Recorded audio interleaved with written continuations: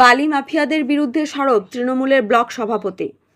মাফিয়াদের চক্রান্তে বাংলায় বাড়ি তৈরি করতে পারছে না সাধারণ মানুষ।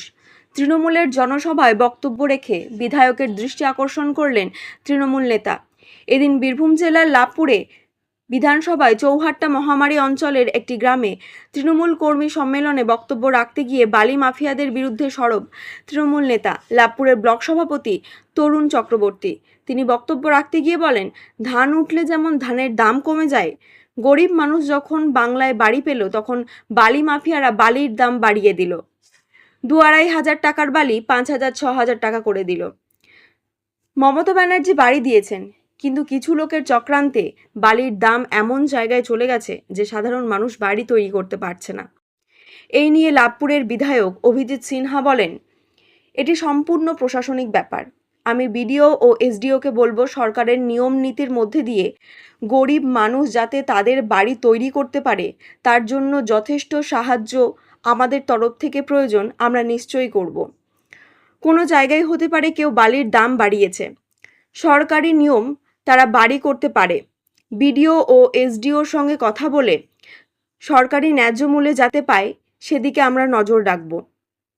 বীরভূমের লাভপুর থেকে কার্তিক ভান্ডারী রিপোর্ট, তারাপীঠ টিভি। যে প্রসঙ্গটা বললেন, আমিও একই কথা বলতে চাই। এই কারণেই ধান উঠলে যেমন ধানের ফসলের দাম কমে যায়, আমরা এটা দেখতে অভ্যস্ত, কিন্তু মানুষ যখন গরিব মানুষ বাড়ি পেল আর বালিকে যারা মাফিয়ারা তারা বালির দাম বাড়িয়ে দিল 2,000 টাকার 1,200-2,500 টাকার বালি 5,000-6,000 টাকায়, সেই জায়গায় আজকে মানুষ মমতা বন্দ্যোপাধ্যায় বাড়ি দিয়েছে, কিন্তু কিছু লোকের চক্রান্তে বালির দাম এমন জায়গায় চলে গেছে যেখানে কিন্তু তারা বাড়িটা করতে পারছে না।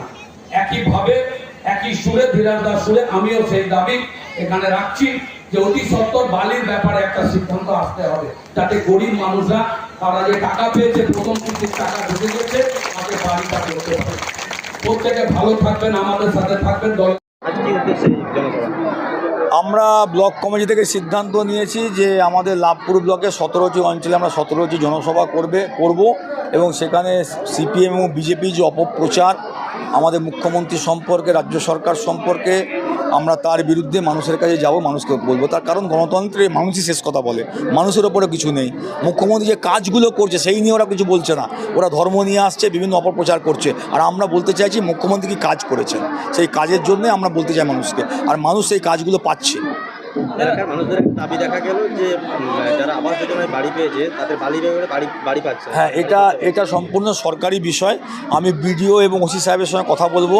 সরকারি নিয়ম নীতির মধ্যে দিয়ে যারা গরিব মানুষ তারা যাতে তাদের বাড়ি নির্মাণ করতে পারে তার জন্য যা সাহায্য দরকার আমরা নিশ্চয়ই করবো। ব্লক সভাপতি বললো যে বালি মাফিয়াদের চক্রান্তে তারা বাড়ি করতে পারছে।